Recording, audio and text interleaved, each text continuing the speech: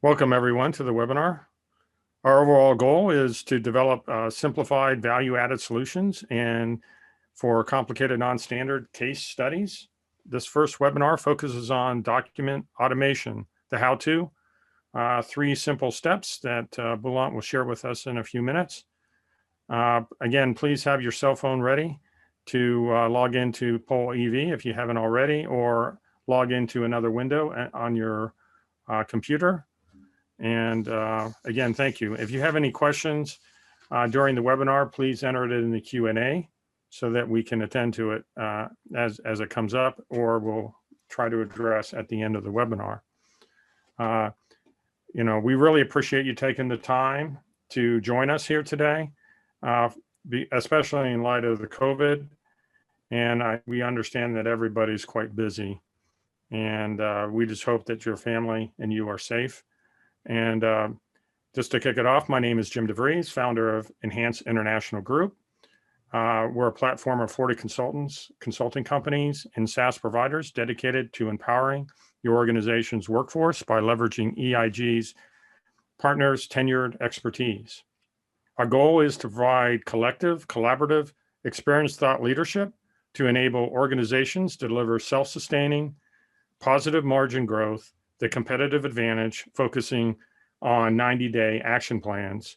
We thrive on delivering the 1 + 1 + 1 = infinity. We hope that you found this information useful for you and your teams, and we welcome your questions to support you in your efforts. Please, again, have your cell phone ready and join us in the questions in pollev.com. And since March of 2020, we've been having webinars focusing on people, process, and technology. We have another series on rapid skills development. We have webinars on topics such as the resilient enterprise, strategy and execution, accelerating resilient ideation, and launching resilient products, services, and business frameworks, as well as supply chain risk and resiliency. We've also had a number of webinars on COVID-19 on how to prepare your business. From a technology perspective, we have had a few webinars on the visible, resilient enterprise digital ecosystem and enabling AI in your environment. We've had some fireside chats. We've had 3 of those, and we look to have more of those in the future. Next week on February 16th, we'll have a webinar on rapid skills deployment. And then we'll also have follow-up webinars to this webinar, 2 more webinars on on automation and deep learning and on documentation of human behavior. So with that, I'd like to introduce first both of our presenters here, C. Bonovich and Boulant Ulianda Anaker, I'm sorry. C, if you would kick us off with an introduction. Sure. So I go by C, but last century I went by Carol. I just thought new century, time for a new name. I've been at Fuse Machines for about 5.5 years, and I'm currently responsible for partnerships. Fuse Machines is a AI consulting, talent, and education group here in New York, also in Dominican Republic, in Canada, and in Nepal. We have about 170 engineers and about 270 people all told. Boulant, why don't you introduce yourself? Hello, this is Boulant Ulianda. I'm together with Fuse approximately 2 years, if I'm not wrong. So we are trying to conduct some AI-related and machine learning-related projects altogether. Fuse Machines goes with democratizing the AI, and Data Speckle, on the other hand, is going for data science on demand. And what we do is we custom design teams and work groups, augment our clients' existing skills and so on. And I'm a physicist by trade and had the opportunity to work many different projects that includes space missions, US, UK, German space missions, cancer-related research. I'm very proud that I was the person behind the breast cancer, breast density screening algorithm that we have implemented here in British Columbia. And every year, 250,000 women are being screened using that algorithm. So among that, there are a couple of other things. And one of the things that we're going to be talking today is the document automation. So I'm really pleased to be together with this wonderful team today. Thank you very much for attending as well. Thanks, Bulat. Thanks, C. And thanks, everyone, for attending. With that, C, you kick us off with the agenda. Okay, are we going to go to the next slide? Yeah. So what is OCR? To be precise, OCR is the electronic conversion of images of typed, handwritten, or printed text into machine encoded text, whether from a scanned document, photo of a document, a scene photo, or from a subtitled text superimposed on an image. Today, we're going to talk about AI-Augmented OCR, which is something Bulat specializes in. And then we're going to also talk about some specific applications. And we'd love people to be thinking about how they have a need for this. And there'll be a time later in the webinar where we're going to ask you to put your ideas of how OCR or AI-Augmented OCR could help you in your organization. And lastly, I will talk about what we call our AIDR Framework. And that's to help you think through, do I have a problem that should be solved with AI? So we'll talk about that later. Great. This is our first webinar in the series, as Jim explained. And we actually think of it as the first step in your digital transformation, because we're all saddled with paper and documents for probably years worth. And to get us started on the transformation journey, we first have to say, what can we do with this paper besides storing it at Iron Mountain? You know, how do we make it useful for us in our growth as an organization? So that's the focus of today, the written word. And then our next in the series is going to be March 16th. And we're going to talk about vision and deep learning. And we'll use some case studies from Altman Z-scores. And we'll probably discuss, we were thinking of talking about Pfizer, Moderna, and maybe DoorDash, some interesting companies that we're all familiar with because of the COVID world we live in. And then our last webinar will be on April 20th, and it will be focused on documentation of human behavior in the visual and audio worlds. And think about both, think hospitals and patients and how to help hospitals get more control of patients while they're in a hospital room, right? You might think of in there, we're talking about what we call human pose estimation, but also think about self-driving cars and what we need to be able to get those cars not to hurt anybody, right? And to stay on the road. Anyhow, Bulat is an expert in these areas, and he will be sharing his views both in March 16th and then again in April 20th. Great. Thanks, C. So just to kick us off a little bit on the AI development journey, we look at it in 3 different pillars, and we'll start off with this first pillar, and that is data. We need good, clean data.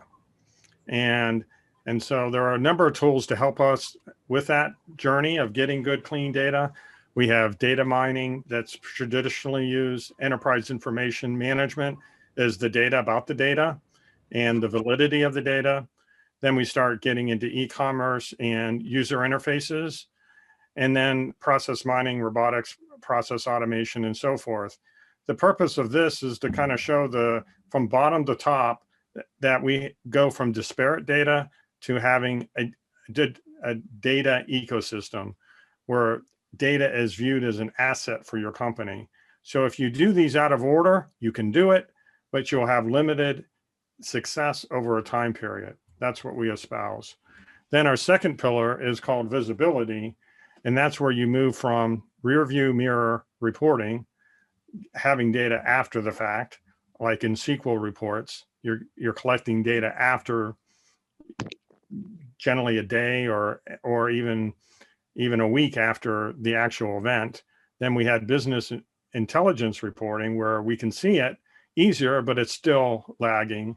And then we get into a digital twin, which is the hot thing that we're talking about right now. We'll have a webinar on that in a couple of weeks.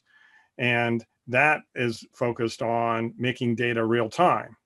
And if we have data real time, we can make real time decisions, we can make predictive analytics, and we can move up the chain. So a lot of us want to move to digital twins, which is great. And to get to that point where we can start predicting and helping workers predict what's going to happen next.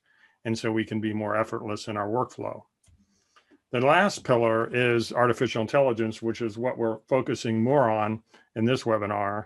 And in this particular pillar, we're focused on targeted AI solutions first. That's the most realistic thing to do. We went from high-level programming, now it's low-code programming, and then it's machine learning, and then you get into natural programming language and deep learning and computer vision and auto machine learning. So through these webinar series that we discussed, we'll be really focused on this pillar. So just to kick us off with a question here on OCR, rank your preferred methods in order of prevalence to manage documents within your company. Do you use Word, use the Microsoft suite, and use PDFs? Do you create documents off an ERP in batch mode, or do you create it in real-time mode? Or do you do nothing? Accounts performance, reconciliation. Or do you scan and print and store the paperwork? Or as C mentioned before, do you store them encrypted on the cloud or in Iron Mountain? Is there any particular area that you focus on? So we ask you to rank these in order of preference, because you may be doing in different parts of your company, you may be doing different pieces, but just like to gain a understanding of the folks on the phone as far as what are your preferred areas that you're doing today, so we better can attune our discussion in the upcoming few minutes. So if you would enter that in, we would appreciate it. We'll just wait a few minutes for that. Have some folks starting to answer. So again, if you can rank your preferred method in order of prevalence to manage documents. So how do you manage your documents in your company? Does everybody store them on their individual computer? Do you create documents off an ERP and stored and shared? Are you doing nothing? Are you scanning and printing and storing the paperwork? What is your preferred method? So we have at least a few people responding saying that the prevalence is the Word, Excel, PDF, which makes sense. And you store them in Iron Mountain. That makes a lot of sense. Let's see, wait a few more minutes to see if anyone else responds. Let's see if that changes over time with a few more inputs. So this is pretty interesting, because when I go back 20, 30 years, this is what we were doing. Is we were doing a lot of Excel, Word, and we were making PDFs from the 80s and 90s, and we're still doing that. And then we store them and printed them out, put them in filing cabinets. Then the truck came by with Iron Mountain, and then now we're storing that encrypted on the cloud. But have we automated our processes? So there's an other there. It'd be interesting to understand that. So if whoever's answering other there, if you had some other area, please enter it in the chat.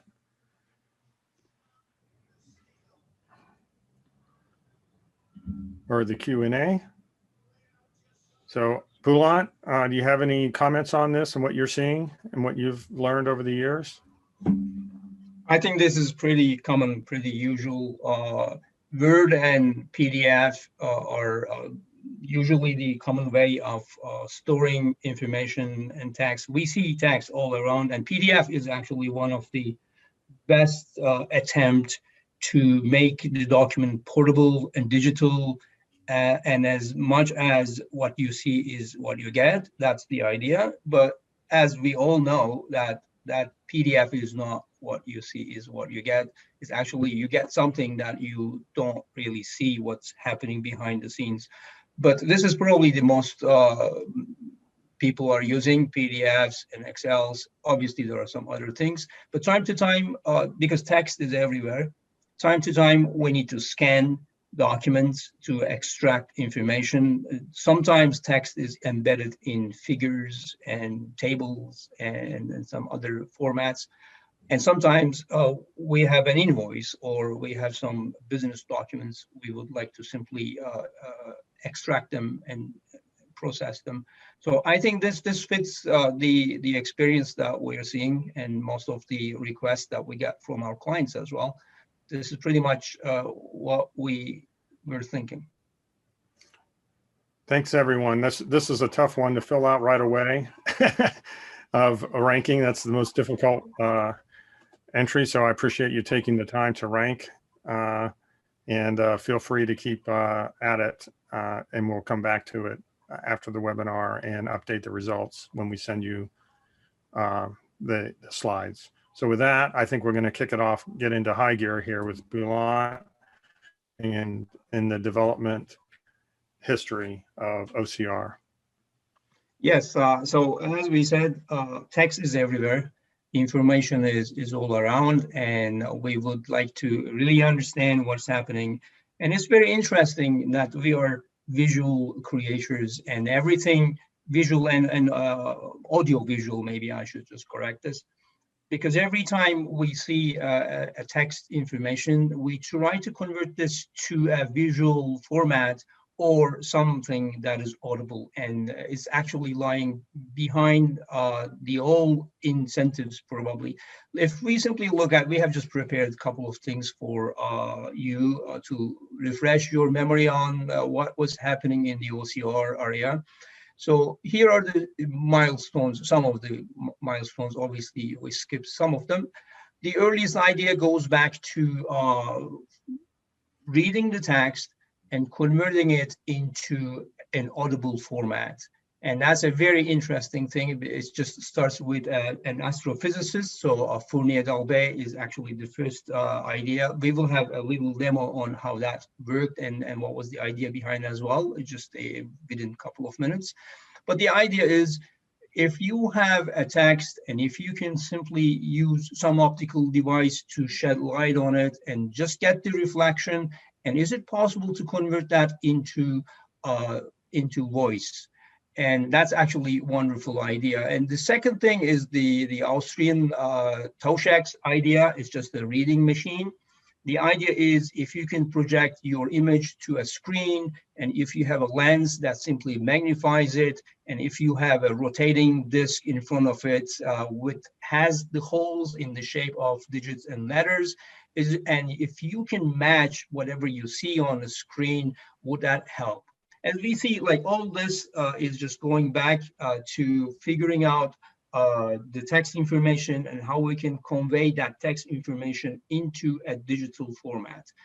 And the other attempt, obviously, we are all familiar, Morse code. So the idea here is that if you can simply code the letters into some certain format that can be transferred using light, pulses, or visually, anything possible. And here the idea is we simply split our text into units. So one single unit is one dot. And if you simply would like to use a longer dash, that is 3 units between each character, you can simply insert 1 unit, so the length of 1 dot, just to separate the characters. And if you like to separate the words, you simply insert 7 dots, basically 7 blank spaces between the words. These are just all wonderful ideas. Morse code is especially very useful because it can be transmitted through many different ways. It could be sound, light, even underwater, using any kind of signal. You can use radio waves, anything possible to transmit Morse code. It's very useful, but it's really hard to train as well because you need to be really skillful in translating all these things back and forth. And we have seen that in the history. There are several ideas, and many companies came up with the ideas how to really expedite this, make this a lot faster, and introduce some shortcuts. There are even some gadgets and tools invented to write Morse code or any other code a lot faster. And there were some really skillful people, and Morse code is very useful.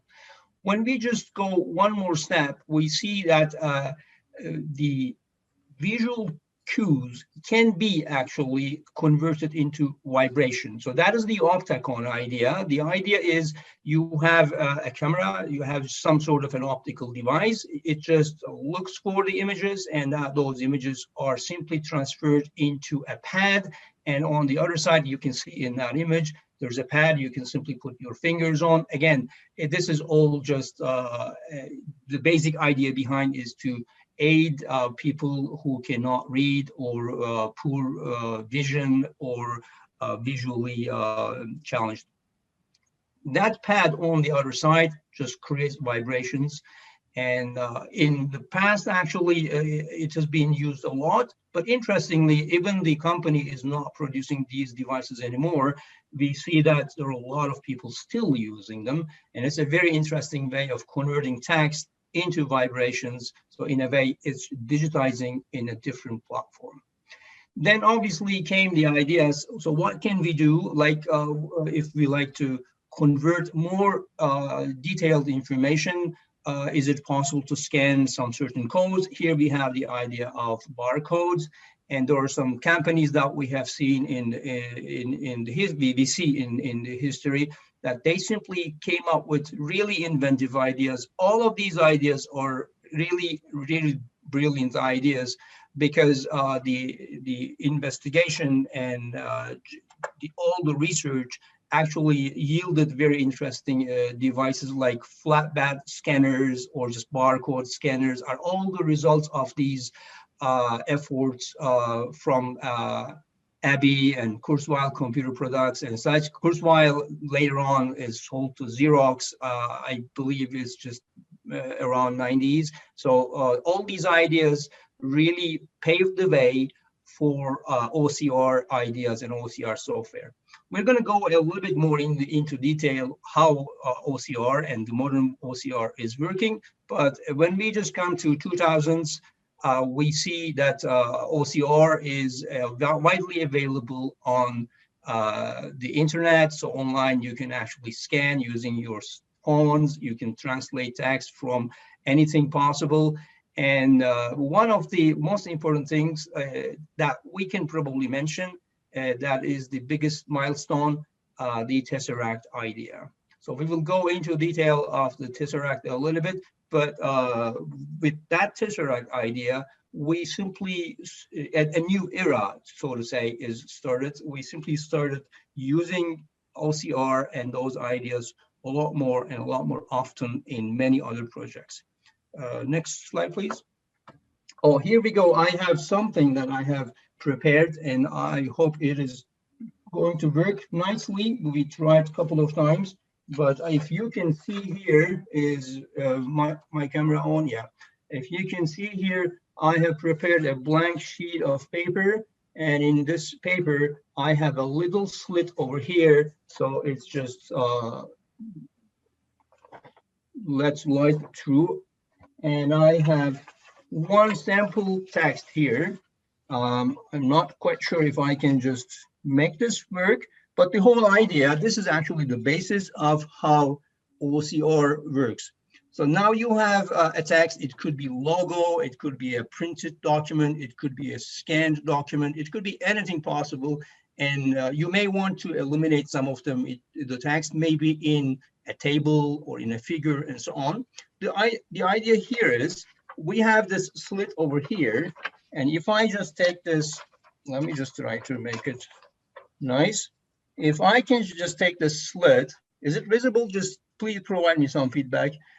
If I take the slit and slowly slide that slit over here, I will start seeing some characters. And I know the area of that slit. And if I simply put some light on it and just measure the reflection of that light, I can figure out what fraction of that slit is illuminated or reflecting black and white. All right. Thank Please you very move the much for that paper. feedback. Thank you very much for that feedback. Yeah, How about move the this? paper. Is it better now? Here we go. Thank you very much for that feedback. Now, is it visible? No, No. Nope. Oh, move let it me- up. Move it a little. Keep Yeah, going. raise Keep it up a going. bit. Keep going. Raise Now it. it's visible. Yeah. Here we Oh, go. Thank you very yeah. much for guiding me in that. So here is my slit, and the slit is moving slowly over that text. And every time I just move it very slowly. Every time I see the here blue and white spaces, the reflection of light, I can figure out what fraction of the slit is filled with color or white space and so on. So this is the basic idea of obviously today we do a lot more complicated, we use a lot more complicated ways of doing this, but the basic idea here is I have this image, hope it is visible now. Yeah. And I simply move that slit over that logo or image or whatever that information I would like to extract. And I simply convert it to a full image. Most of the time we use grayscale images and so on. And the next task, usually in Tesseract or any other OCR idea, is to split individual characters. Obviously, I need to figure out all these little blobs because these are just images, and computer does not really make sense of them at this stage. These are just blobs of ink. And I need to really separate them into individual characters, and I need to make sure that they are on the same line. They can be different lines, or the character may belong to the next line and so on. So for that purpose, usually there is a linear fit is used, and all these characters are splitted into individual characters. Here at this stage, they are still not really intelligible. They are just blobs of ink, but now we have isolated individual characters. We know the pitch, so to say, the distance between those blobs, and we have isolated them. Now, the next step, we simply want to separate them, isolate them fully, and then afterwards, we have a logic over here. So this box indicates some sort of a logic. It could be a computer program, an algorithm. Usually nowadays it's a neural network algorithm. And we try to make sense of these blobs and match them to letters. And we have another actually slide that we can show that a little bit, probably more in detail. And at this stage, in the last stage, we simply have characters. These characters are now digital characters. Now we need to really put them all together, character by character. And on this left-hand side, we simply create the word, and that's actually representing the post-processing part of OCR. I hope this gives some sort of an idea how OCR works. The idea is that the basic principle is still the same. Nothing has changed, but obviously techniques are more involved. You can do several directions. You can use different gadgets and techniques and so on. But obviously, we are not using those old line fitting classification and such ideas anymore. We rely more on neural networks. There's a huge literature on this one. I think that gives a good idea so that we can move to the next one. So here is the main thing happening when we do or when we need OCR. OCR, the text document comes from many different places. What we need to do is take the image, convert it into a digital format, and prepare the image for OCR. And what we do is we simply pre-process get rid of the regions that we do not want to have, get rid of all those things that are not useful, and so on. And we usually do this by simply getting information from a scanner, images, or direct emails, or nowadays we can get that information directly from the web.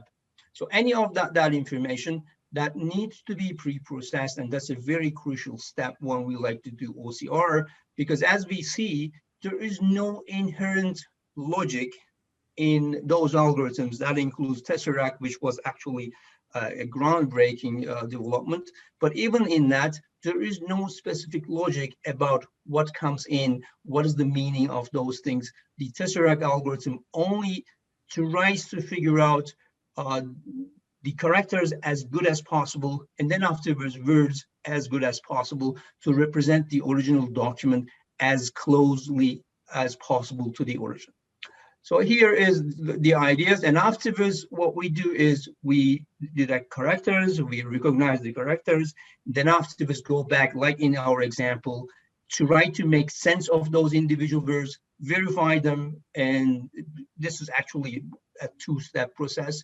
And after verification, we simply export them into a format of our, like, it could be an Excel format, it could be PDF, it could be anything possible. So this is basically the whole idea behind optical character recognition. There are obviously some certain things that we are missing, that we have not included, and so on. But there may be several things, several ways of approaching this. It could be printed documents, and as it is written here, they can be only, the information can be simply on handwritten documents, and that's totally another realm, and we will probably touch on that as well in the next webinar. Can we move, please? So here is the idea behind Tesseract. One more time, a little bit closer look. In the Tesseract idea, we have a prototype. So this is a character, let's say it's character O. And we would like to figure out whatever we scan, that blob of ink that we get is matching to this prototype or not. So it's mostly relying on the topological properties of that ink that we simply extract from the image. We simply get that, extract features, and try to see whether those features are fitting to that prototype well or not. If we just move one step, we will see that those extracted features can be simply approximated to that prototype. If that prototype doesn't match, we simply move on to the next one. If that doesn't work, and so on, until we find the best representation of the prototype. The groundbreaking idea here is not matching. We could do matching even before Tesseract. The very important idea for Tesseract is the knowledge or the acceptance that your extracted features may not be exactly same as your prototype.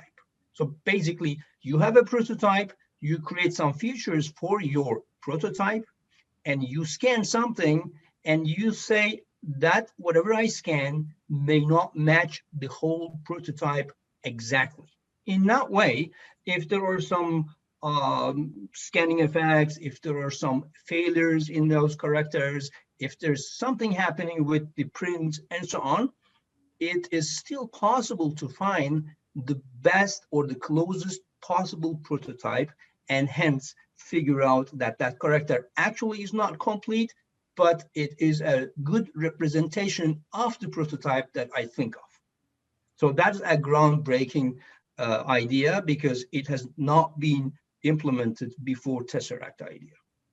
Nowadays, we do obviously those things using neural networks, machine learning methods, and others. So here, one more time, the idea, if we simply iterate on that, the idea is to turn everything into digital numbers, so ones and zeros.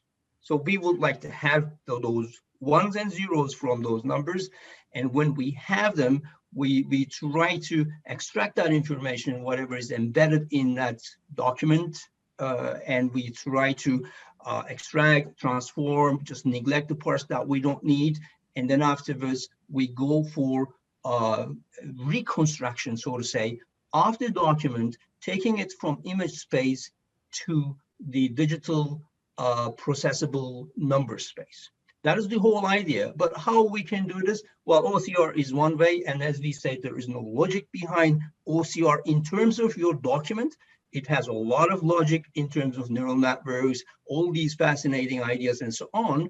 But it does not know about what you are what you are trying to do with your document.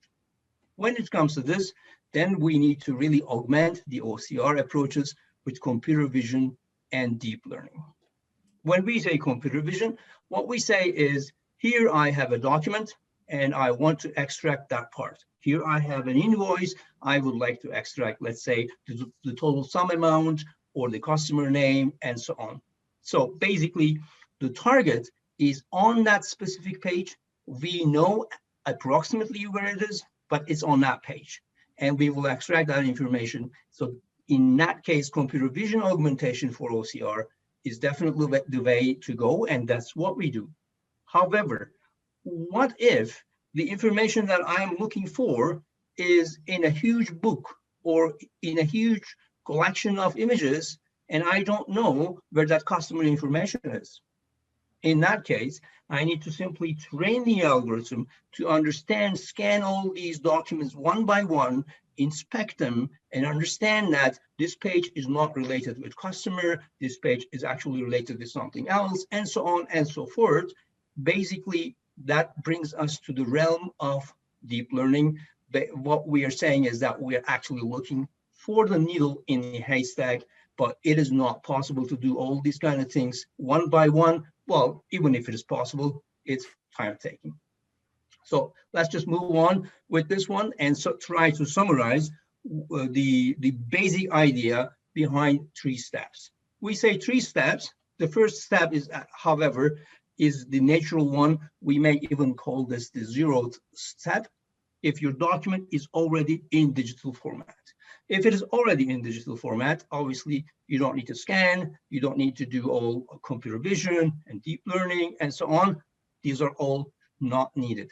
We can simply take it from the document image, go to the digital data, and do whatever we want to do, so we can discuss that later on. But what happens if the data is not in the digital format?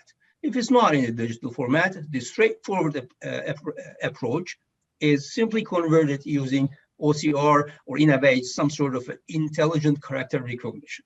We simply take the text, we extract, transform, and apply all these tricks that we have talked about, like Tesseract and so on, and we convert the data into those ones and zeros. And here we go again. We are back to step 1, that for just the 0th step. Now we have the digital data. We can harvest the information within that digital data, whatever in a way we want. But what happens if we don't really, if we can't simply solve the problem with OCR?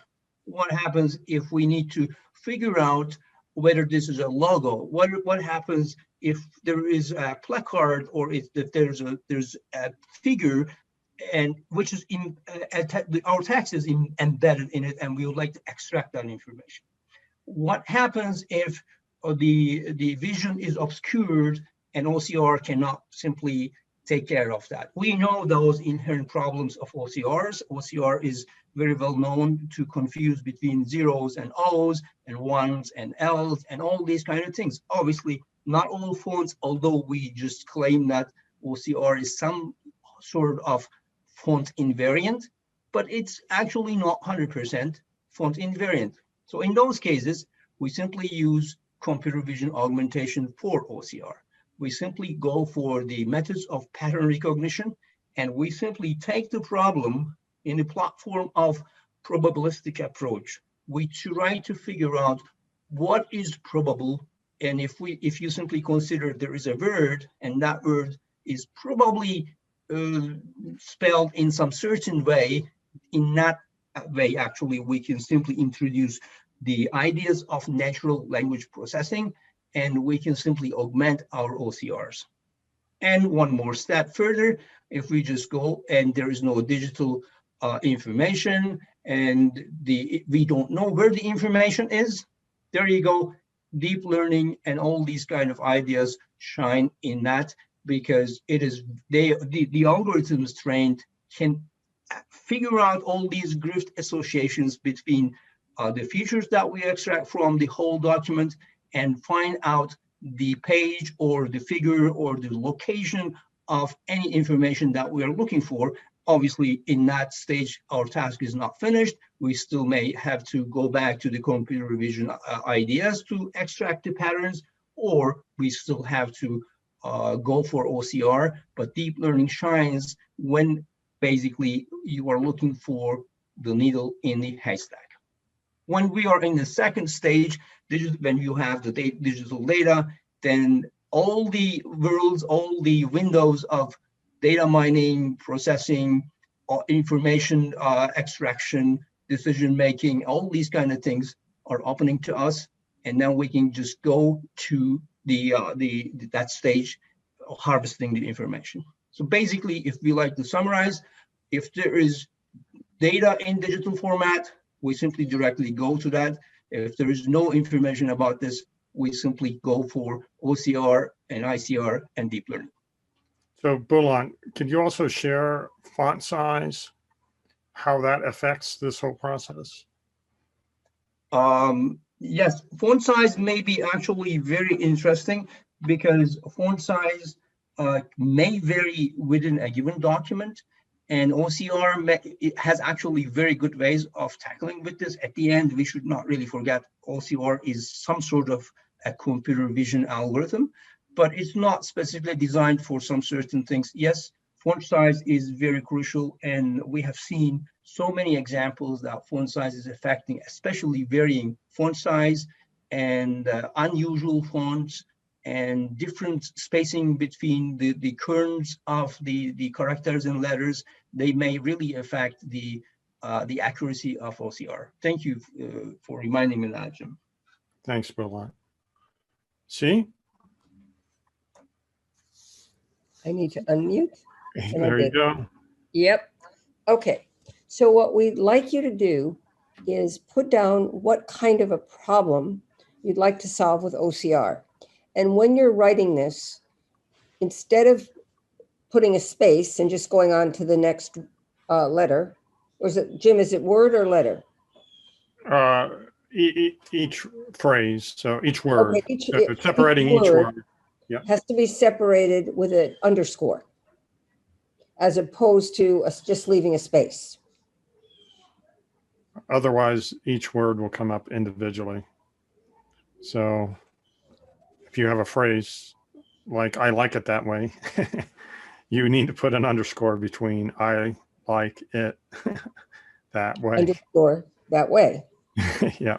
Okay. Underscores in there. So that will help us. And so if you see something you like, you know, to retype what your colleagues and friends here have shared, and then we'll be able to see what you like the most.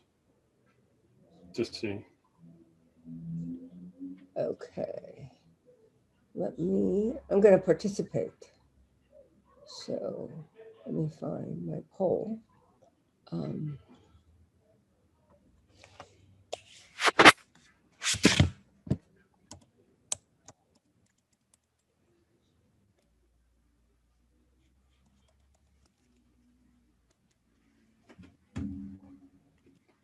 Capture historical quality documents. That's a good one.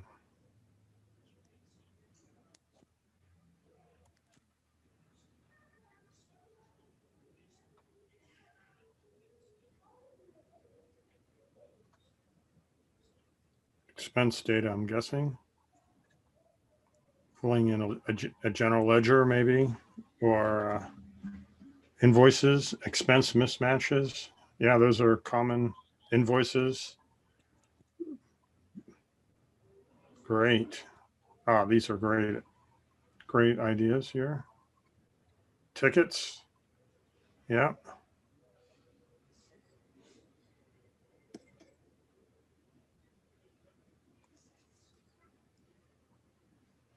Convert book page scans to data. Yep. Those are great. ideas. Excellent. Yeah, in supply chain, there's a lot of invoices and bill ladings and Patterns, also, weekly reports. is it good? Excellent.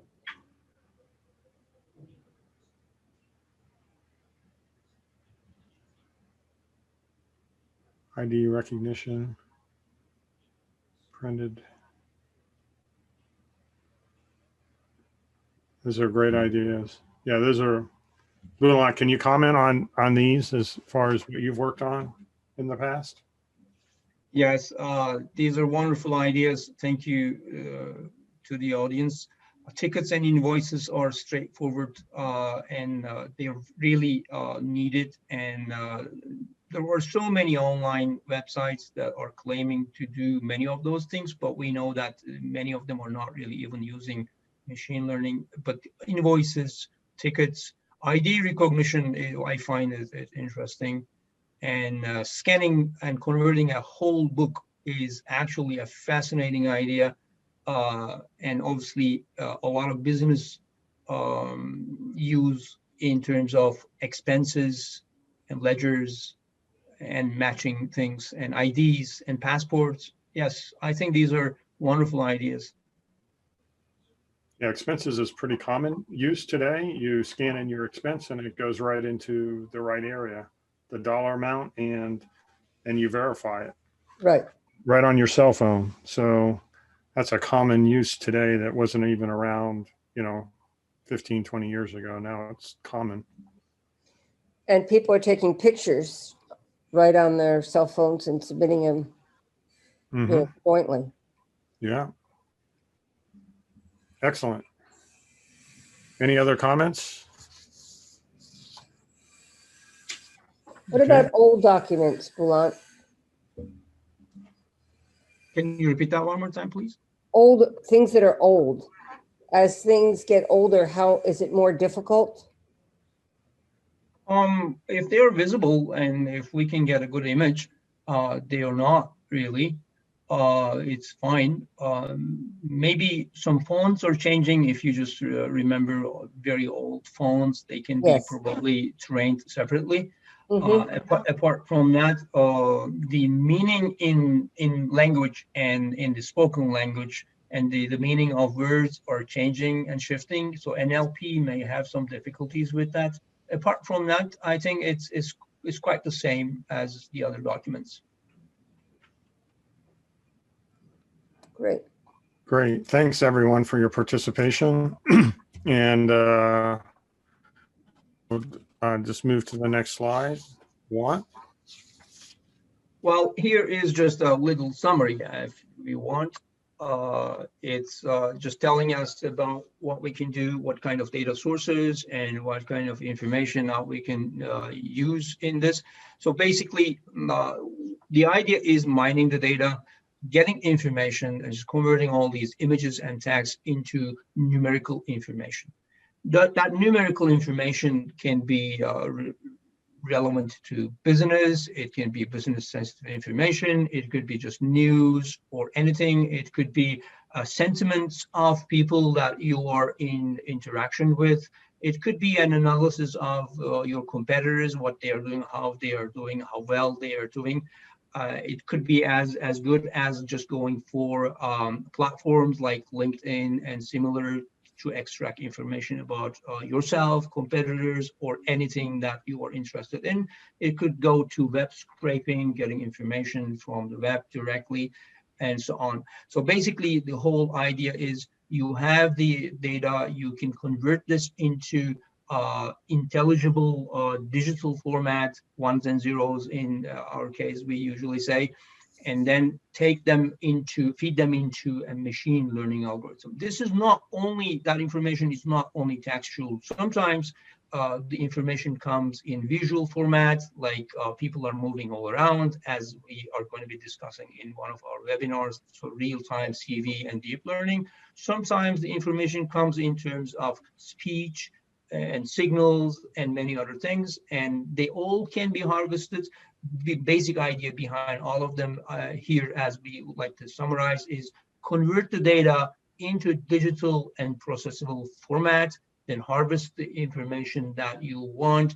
And there are so many different techniques in this, but machine learning, natural language processing, and deep learning augmented OCRs are actually the way. It's the future. That's actually is going to be a driving force behind all these ideas and neural networks and so on nowadays. But obviously data is changing, a lot of things are changing, then you can apply many of the ideas of machine learning like prediction and so on. Thanks, Bulent.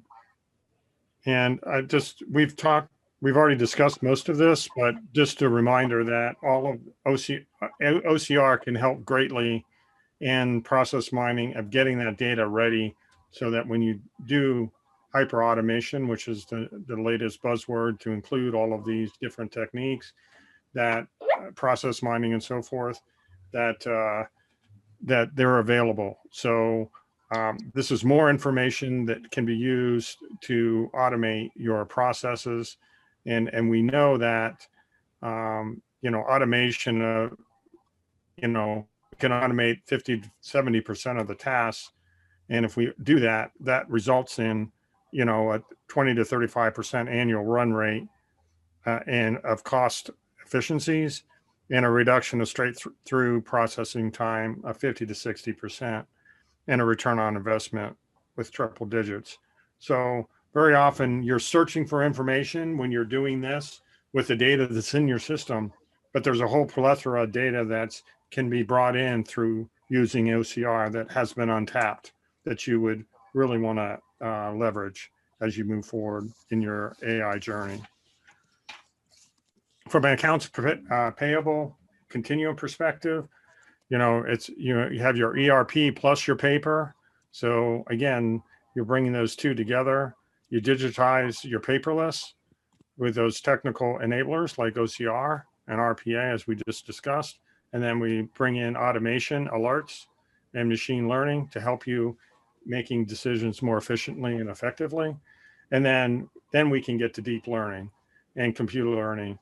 And the challenge is what you read in the papers, so to speak, is on the right, but you have a journey here that you have to go through. You can't just move to technical enablers of AI and advanced machine learning without doing the due diligence of these other items. Bulent, any other closing remarks on this slide? I think that's wonderful. You summarized it wonderfully. Obviously, when we are thinking about automation and OCR, deep learning and machine learning, we always need to really consider first which tool to use, whether or not that is the right tool for our purpose. Right. Thanks. See? So yes, we're going to end by thinking about the future. So when you're sitting at your desk or wherever you're sitting these days, you're thinking about your problems and you say, well, do I have a problem that should be addressed with AI? This is a little, whatever, I don't know what to call it, but a theme to think about. And it was created by the founder of Fuse Machines, a professor at Columbia named Samir Maski. And you have to think, are there algorithms that can help you with this problem? Or are there algorithms that we could massage and fix to help solve the problem? Sometimes you're going to have to do an algorithm from scratch, but it's much easier if you're working from open source code and you're just massaging things that have been around. Okay, but probably the most important part is the data. Do you have the data? Do you have enough data? How is the data organized? And that's how the OCR theme translates into the whole AI process. Because without data, there is no AI. The other things that you think about is this problem, is solving it going to be so impactful for our business that it's worth spending the time and the money? Because you don't get to solve an AI problem in 1 to 2 months. You're typically starting with a proof of concept after about 2 to 3 months. And then building on the accuracy and getting the kind of accuracy you want can take a very long time. And, but sometimes, you know, an accuracy of 50, 60% will help you enough, you know, based on where you've been, that it's okay. And the other thing to remember, is this something that recurs all the time?